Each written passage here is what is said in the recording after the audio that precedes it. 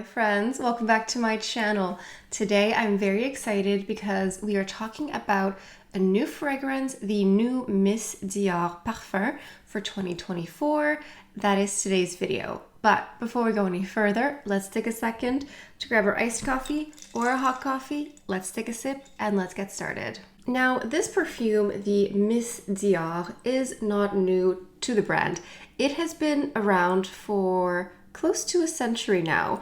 Let's talk a little bit about the history of Miss Dior for Christian Dior. The original fragrance dates back to 1947 and it came around the same time that Christian Dior started his company and the new look aesthetic that really took the world by storm and is still very popular to this day.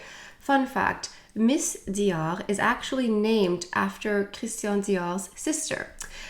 During the Second World War, France was occupied and his sister was actually a resistance fighter. And so after the war, after all that happened, he created this perfume and he named it after her because she was nicknamed Miss Dior in the family. And that's how we got the original fragrance. If you'd like to see a full biography of Christian Dior, I have done a full video on that and I will leave a link down below. So since 1947, there have been dozens and dozens of new versions and new interpretations, sometimes lighter, sometimes heavier, sometimes sweeter. It's a steadfast product and icon of the brand, but it gets a reimagination quite often. What makes this version special here, the Parfum? There's a few things to note. This is called the Parfum, not the eau de parfum or eau de toilette. So the parfum means it's a bit more concentrated. Anytime you see the word eau before the fragrance, it's going to be a little bit more diluted, but that does not necessarily mean it's watered down. It's just a different version. Normally, or not normally, but the past few versions we've seen have been eau de parfum. So they are heavier fragrances that last a long time, but they're just a little bit softer. Anything that says eau de toilette is going to be even lighter and fresher and maybe something you want to reapply. Whereas the parfum is more concentrated. It's something that a little bit goes a long way and can in fact last on skin and clothing for hours or days, even sometimes. I would say days. Another thing to note of importance about this new version here is that this is created by Francis Kurkdjian. So Christian Dior, the brand, has a new nose. The nose is the person who creates the fragrance. They are responsible for the olfactory experience of the fragrance. And Francis Kurkdjian, he is famous for his own perfume house, but he has decided to work with Christian Dior to create new perfumes and to reimagine and new interpretations of some icons. He has recreated the new look fragrance and then of course the Miss Dior, which is an icon for the brand. I personally was very apprehensive because I personally do not like any of the Francis Kurkdjian perfumes for his brand, for his company. I detest Baccarat Rouge, any version. I do not like Gentle Fluidity. I do not like any of those fragrances. So when I heard that he was onboarding with Dior, I thought to myself and aloud, well, this is the last time I will buy a perfume from them for a decade. I was wrong. So yeah, that's that. One last thing that's special about this new fragrance here is that I heard rumors, I heard a little bit of buzzing, actually quite a bit of buzzing, that this was going to be a recreation, a reincarnation of the Dior Miss Cherie 2008-2010 fragrance, which was my first perfume as a young woman. I was in university and using the money that I did not have, I bought that perfume multiple times. I would buy the 100 milliliter of the Miss Dior Cherie Eau de Parfum and I would spray. It was gorgeous, decadent. It was caramel. It was buttered popcorn. It was strawberry. It was a very gourmand fragrance, but it smelled fantastic.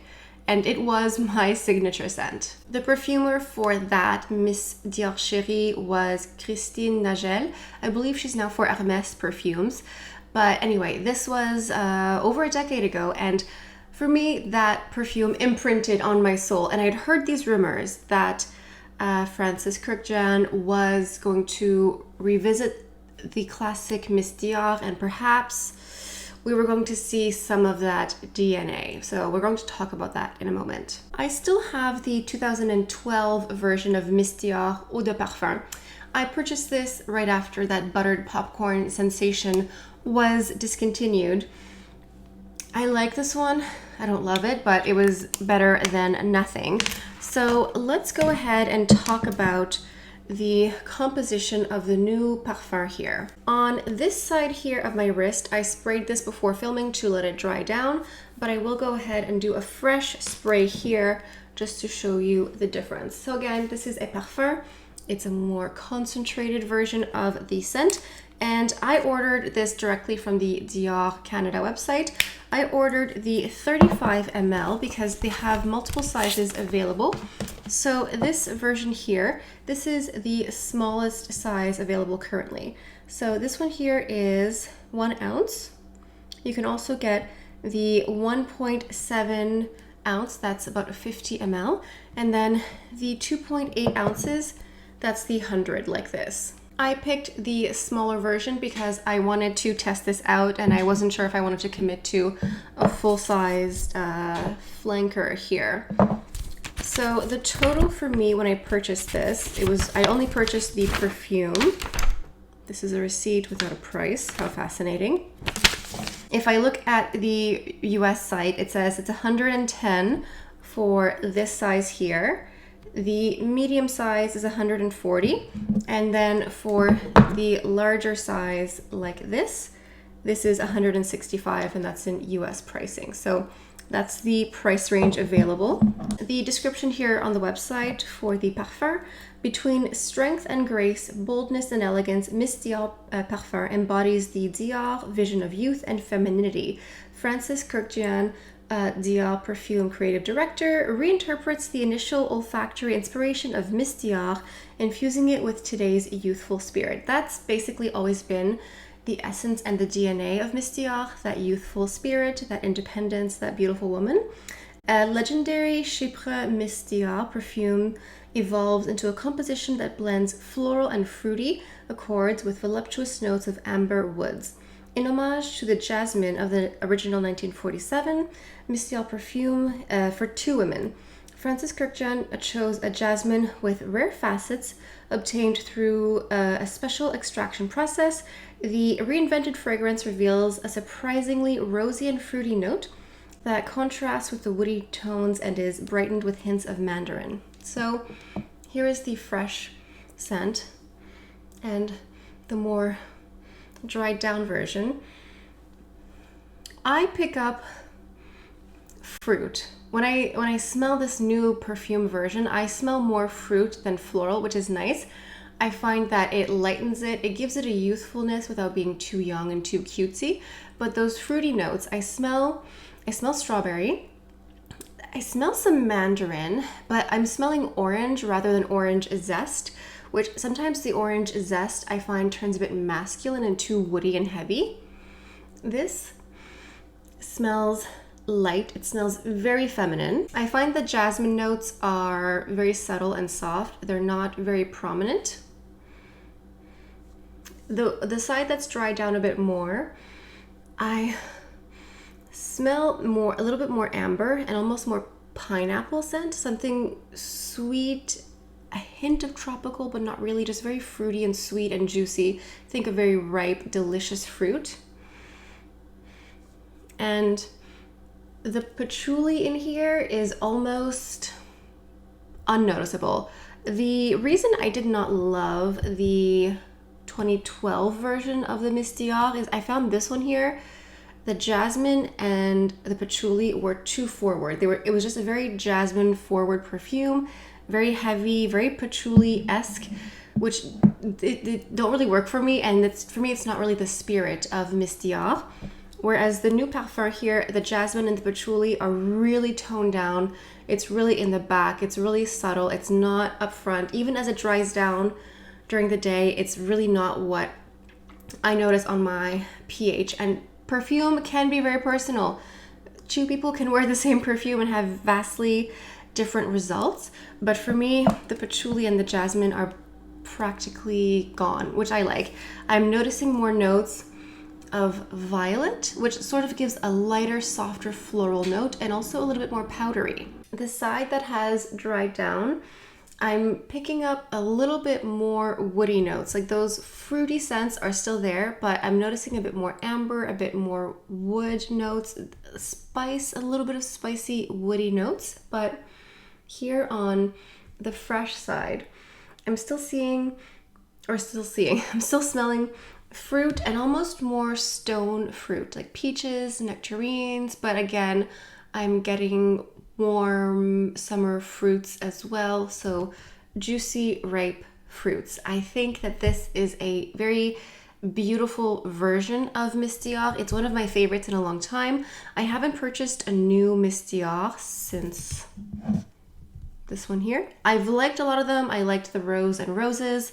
I've liked a lot of different versions, but nothing's made me really take the plunge because nothing has come close or replaced the buttery popcorn ultra gourmand perfume that I used to love in the early 2000s. And again, I had heard so many rumors recently that this is or was going to be a dupe, a reincarnation of that gourmand perfume.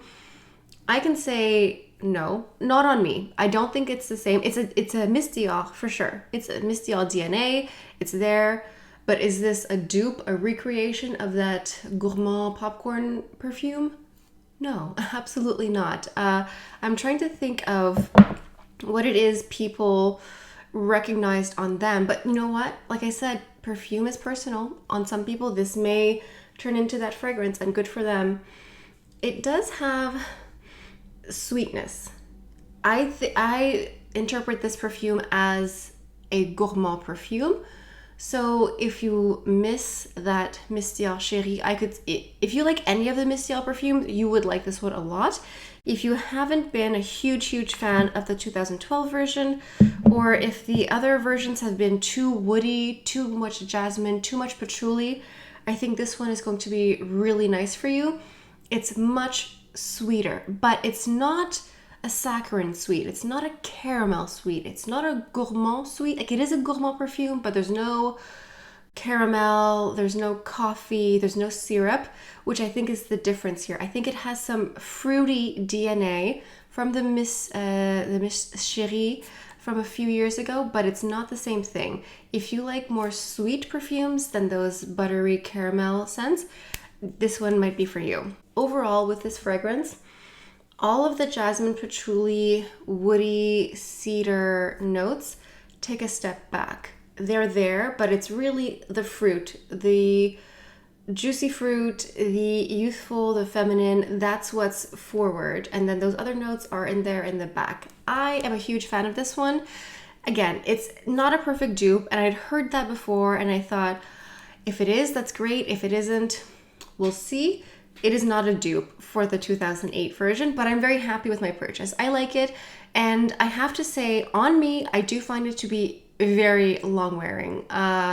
Several hours, 10, 12 hours.